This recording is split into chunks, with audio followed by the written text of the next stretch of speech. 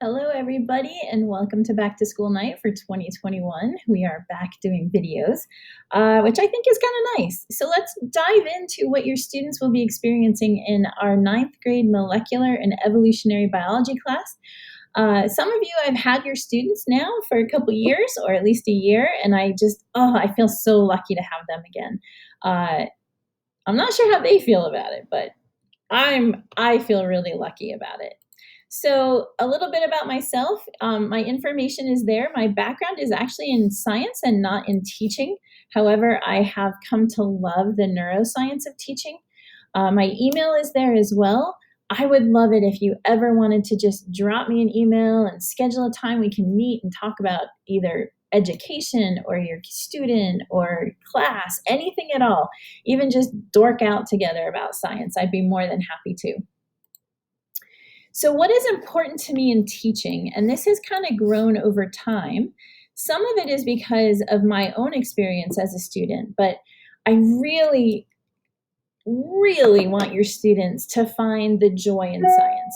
And it's not just the joy in terms of like, wow, class is so fun, but it's more kind of having a way of scientific thinking about the world around them. So curiosity and wonder, always asking why and how.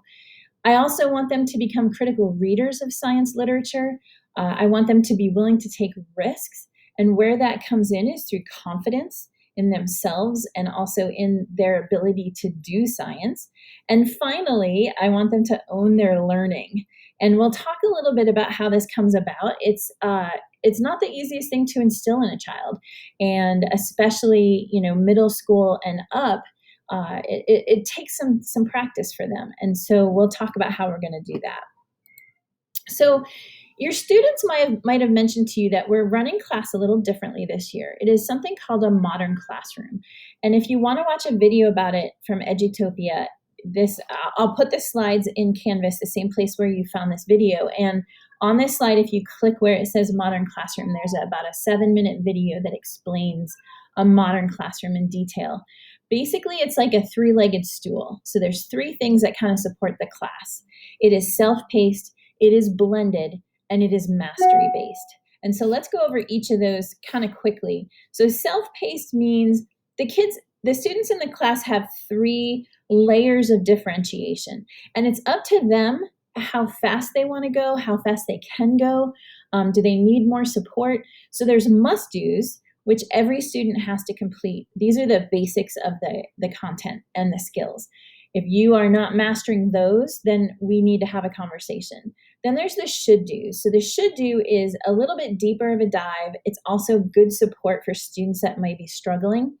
And then finally, we have aspire to do's.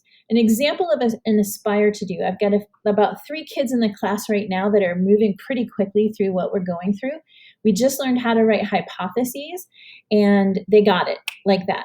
So now what they're doing is those students that went through it so quickly, they are actually moving ahead in the same topic, doing a null hypothesis, which is what scientists tend to use, and we use that in AP biology.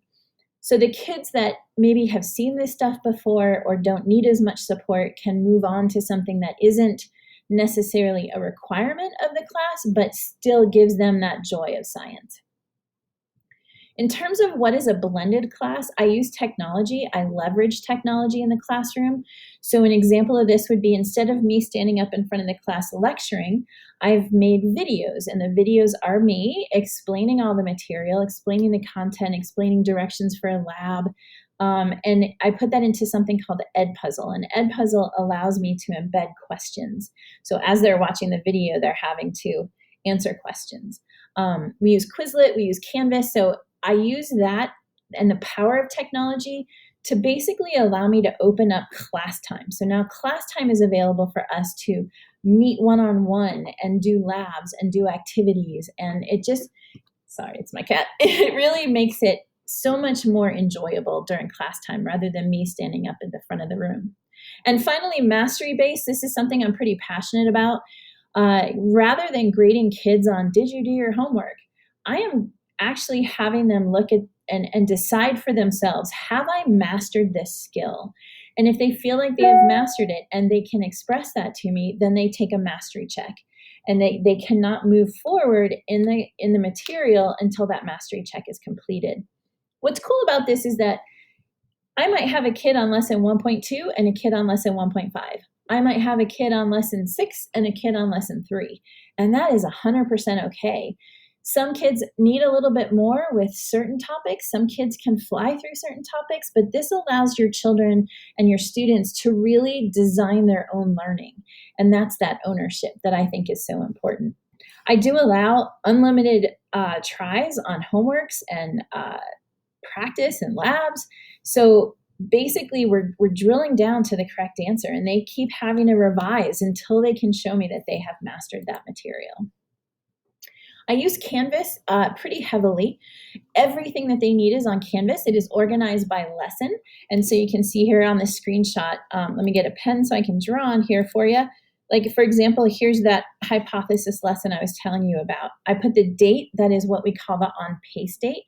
So there's no actual due dates except by the test. However, if they want to stay with what we're doing, the suggested on-pace date is a good guide for them. So once they click into that lesson, then everything that they need in the class is hyperlinked, which allows them, if they're absent or if they want to jump ahead, maybe they're behind, but they have a long weekend, they can jump in and just get caught up. They can jump ahead. It's really up to them, which is kind of nice. Like I said, it's that ownership of learning. It builds those executive functions, which is really important. We do some goal setting. We do some, if this is your goal, what are the steps you're going to take to get there? The kids seem to really enjoy it.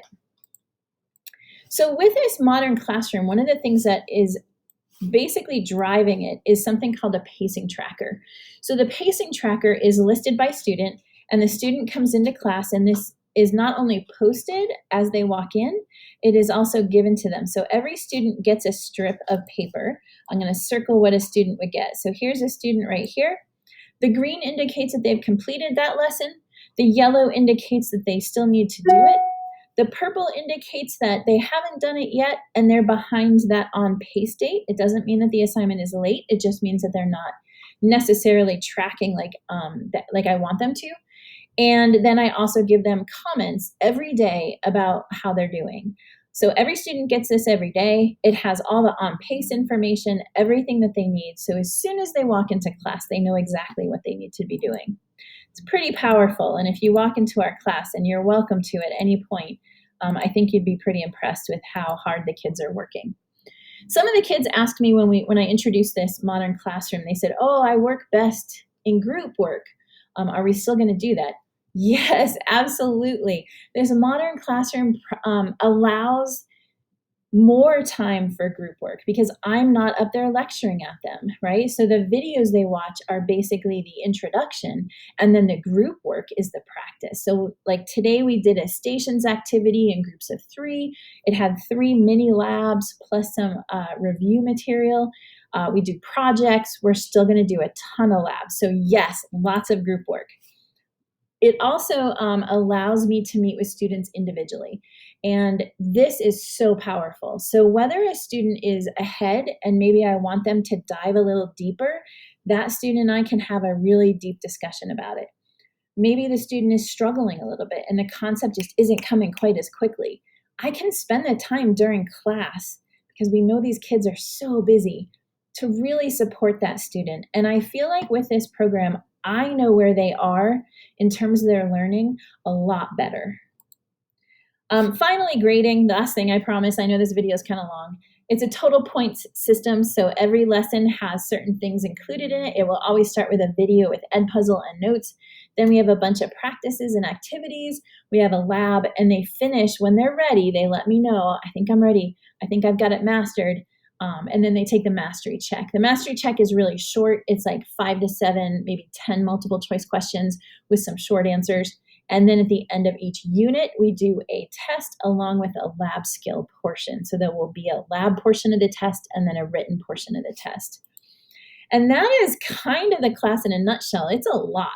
And the kids it's going to be interesting to see how they like this method of learning. I think it's a fantastic thing that has come out of COVID. But if you have any questions at all about this process, please email me. I love talking about science. This is all backed by research, and I'd be more than happy to send you the research on this way of teaching.